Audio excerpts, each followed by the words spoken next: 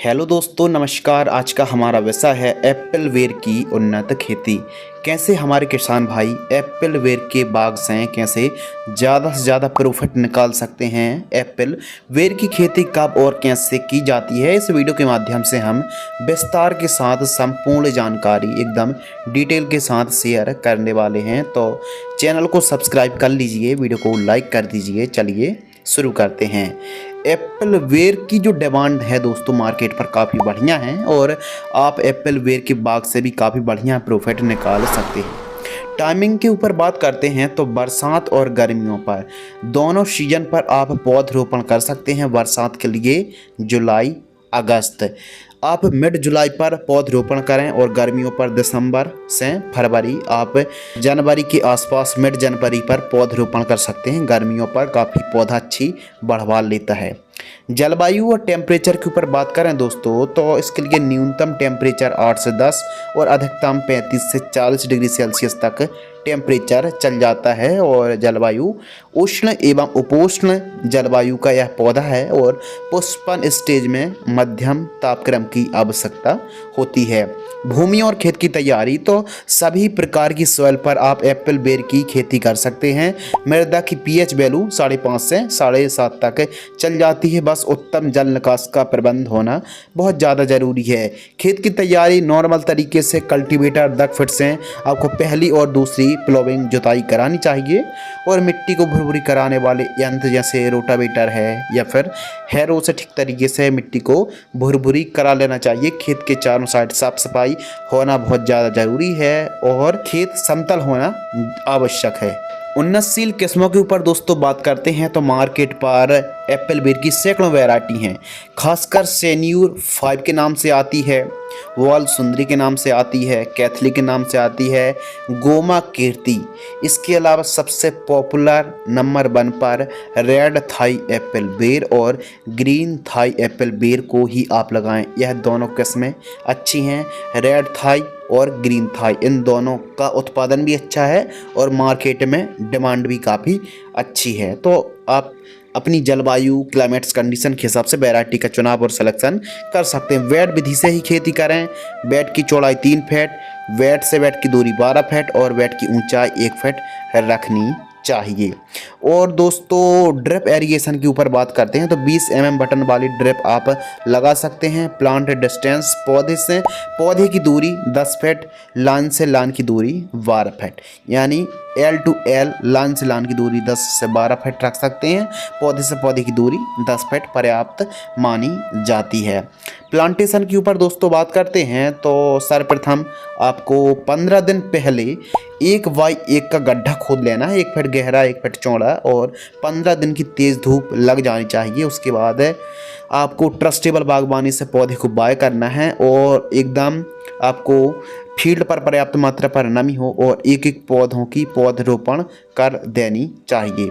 Basal dose के ऊपर बात करते हैं कि बुआई के समय दोस्तों कौन सी खादों का प्रयोग करना चाहिए। तो गोबर की खाद 2 से 3 ट्राली, DAP 45 किलो, MOP 25 और SSP पाउडर फॉर्म वाली 75 किलो, इन सभी को मिक्स करके पौधरोपण करते समय प्रति एकड़ की दर से प्रयोग करना चाहिए। जब भी पौधरोपण कर रहे हों दोस्तों तो पर्याप्त मात्रा पर फील्ड पर नमी होना बहुत ज़्यादा ज़रूरी है। स्टार्टिंग के जो दिन होते हैं पहले मंथ से लेकर पिछले 8 मंथ तक दोस्तों आपको सिंचाई पर प्रॉपर केयर रखनी चाहिए, देखभाल करनी चाहिए। पहले 1 महीने से लेके 7-8 महीने तक काफ़ी ज़्यादा केयर की ज़रूरत होती है प्लांट्स को। प्रति एकड़ पौधा 1 एकड़ पर 340 से 350 पौधे लगाना चाहिए 10 बाई 12 फीट की दूरी पर।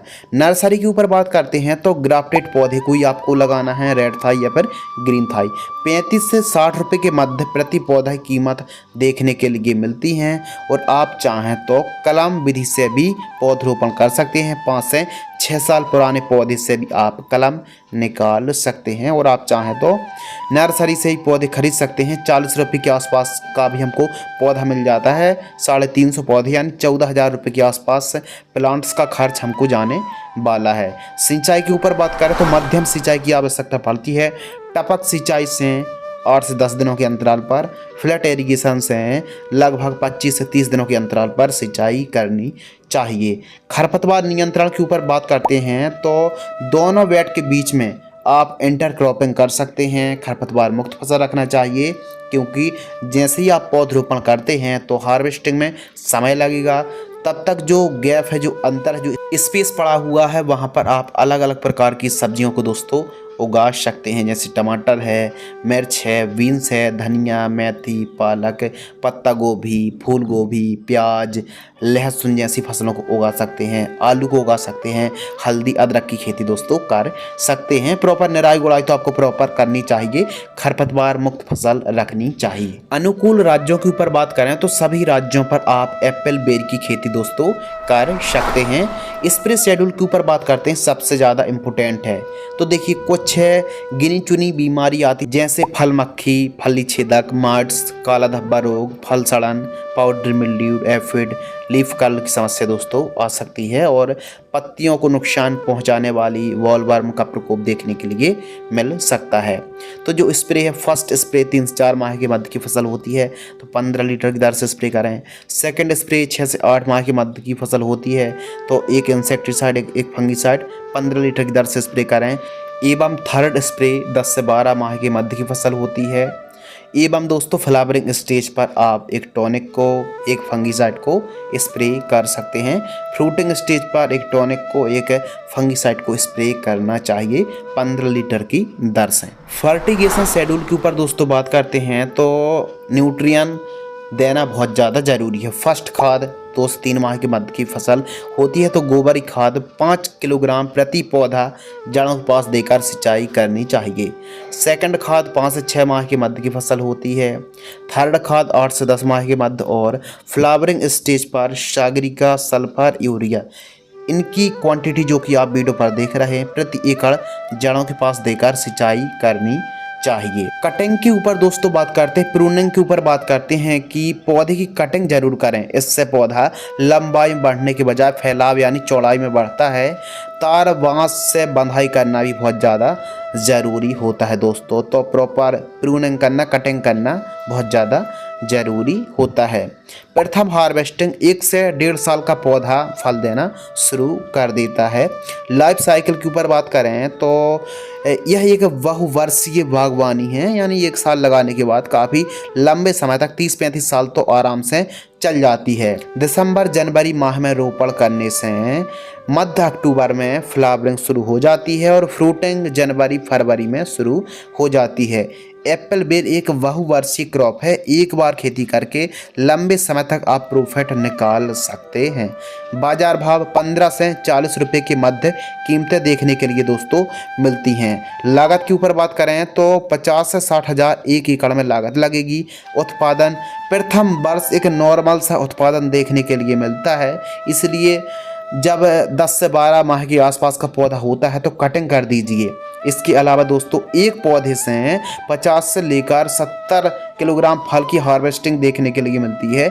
जब पौधा विकसित हो जाता है 2-3 साल का पौधे से 50 से लेकर 70 किलो की मध्य हमको हार्वेस्टिंग देखने के लिए मिलती है। 350 पौधे बताए हैं, 330 पौधे ही लगा देते हैं, 60 किलो मान लेते हैं तो 198 कुंटल पैदावार 1 एकड़ में दोस्तों होने वाली है। मुनाफा के ऊपर बात करें 20 रुपये केजी का रेट मिलने पर 2000 रुपये क्विंटल, 175 कुंटल ही दोस्तों हम पैदावार मान लेते हैं। 2000 का इंटू कर देंगे तो 3,50,000 हमारा मुनाफा आ गया। लागत घटा देंगे 60,000 तो 2,90,000 हमारा नेट प्रॉफिट दोस्तों आ गया। यह जो फसल है, यह जो बागबानी है दोस्तों एप्पल बेर की, कम लागत वाली फसल है और आप कम उपजाऊ भूमि है तो भी आप एप्पल बेर की खेती कर सकते हैं और काफ़ी अच्छा प्रॉफिट निकाल सकते हैं। पौधा जैसे जैसे विकसित होता जाएगा दोस्तों, आपको 1 साल पर 3 साल 3 लाख रुपए के आसपास आप कमाई कर सकते हैं। तो हमारे किसान भाई एप्पल बेर की खेती करके काफ़ी अच्छा प्रॉफिट निकाल सकते हैं। इस फसल पर थोड़ा सा मेंटेनेंस करना, थोड़ा सा पोषक तत्वों की पूर्ति करना बहुत ज़्यादा ज़रूरी होता है।